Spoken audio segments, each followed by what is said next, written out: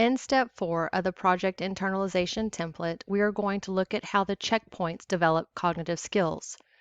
In order to get to the checkpoints, you'll still be under the project overview, and underneath the project overview, you have the different checkpoints.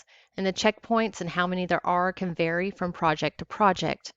Once you click on one of the checkpoints, which inquiry question is checkpoint 1, it'll give you all the resources and all the content that is underneath checkpoint 1. Make sure for step 4 that you click on each checkpoint so that way you can see how the materials that are under each checkpoint align to the cognitive skills that you're asking the students to do.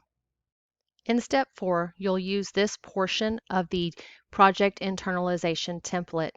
And remember, you will do this for each checkpoint that's in the project. So for here, you have checkpoint 1, and then you have to write down the description of the checkpoint, list how each skill manifests in the checkpoint, how will students show the skill, and then you'll answer questions 1 and 2.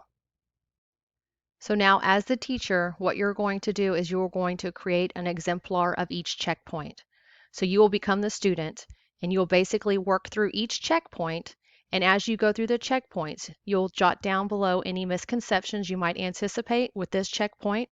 Also for this question, if you have any revisions that you might make to this checkpoint for different groups of students, you would record those here.